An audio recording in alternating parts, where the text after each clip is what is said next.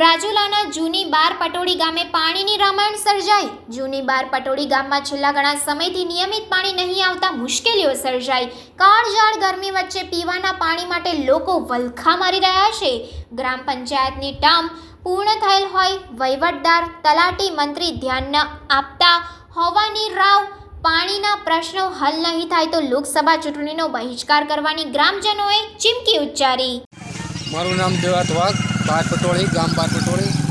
અમારે જૂની બાર પટોળી અને નવી બાર પટોળી પીવાના પાણીનો છેલ્લા એકાદ મહિનાથી એવો પ્રશ્ન છે કે નર્મદાનું જે પાઇપલાઇનથી જે પાણી આવે છે અમારે એ પાઇપલાઇનથી પાણી નર્મદાની ટાંકી ભરવામાં નથી આવતી, જેથી અમારા ગામમાં પીવાના પાણીનો વિકટ પ્રશ્ન ઊભો થયો છે। ઉનાળો હોય ત્યારે હાલી રહ્યો હોય તો એક અમારો બીજો મુદ્દો એવો પણ હતો કે ભાઈ અમને ઉકળિયાનું અમારું જે મેન તળાવ છે અમારા ગામનું એ ભરી દેવાની વાત હતી વર્ષ દિવસ પહેલાં। બધા નેતાઓ આવતા જ્યારે પ્રસારમાં ત્યારે એવું કહેતા કે અમે ભરી દઈશું, આજ દિન સુધી ભરાણું નથી અને પીવાના પાણી માટે પણ પાણી જે આપવું જોઈએ અમારા ગામને મળતું નથી, જેના લીધે અમારા ગામના મજૂર માણસોને 500 રૂપિયા દઈને ટાંકા મગાવવા પડે છે।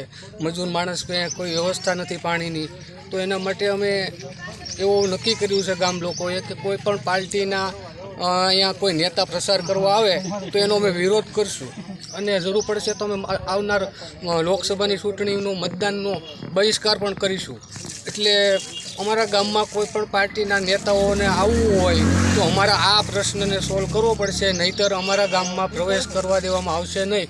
અને આગામી દિવસોમાં હજી જો અમારા અઠવાડિયામાં પ્રશ્ન નહીં સોલ્વ થાય તો અમે ગ્રામજનો રસ્તા રોકો આંદોલન કરવું પડશે કે જે કાંઈ કરવું પડશે એ કરીશું। એટલે જેમ બને એમ અમારું પ્રશ્ન આ સોલ્વ થાય એવી અમારી ગ્રામ લોકો તરફથી મારી એક વિનંતી છે। ભીખાભાઈ ખોડાભાઈ, શું પ્રશ્ન છે? પ્રશ્નો અમારે બાર પટોળીમાં પાણીનો પ્રશ્ન છે।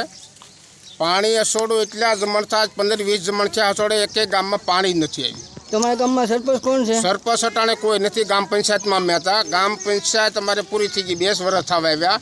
આ કોઈક હડિયા કરીને કોઈ કહે છે વહીવટદાર છે, એ આને કોઈ આખા ગામમાં કોઈ એને પહેલે નથી ને એ કોઈ દી આવ્યા નથી ને કંઈ કંઈ એવા ફોન કર્યા પણ એનો ફોન એને ઉપાડ્યો નથી, એને કંઈ જવાબ દીધો નથી કે મારી પાસે 4 ગામનો મારે વહીવટદાર છો, એને કોઈ જવાબ દીધો નથી।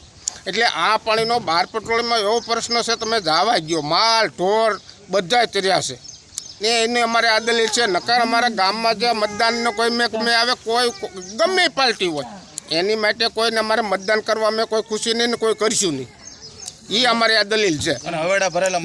આ અવેડા ભરેલું માલનું પાણી માણસો પીવે છે, એટલે એ અમારે વહેલી તકે આ ગમે એનો અમારી દલીલ સાંભળીને આ ગમે કરે, નકર અમે બધા રાજુલા જાઉં મામલતદારમાં।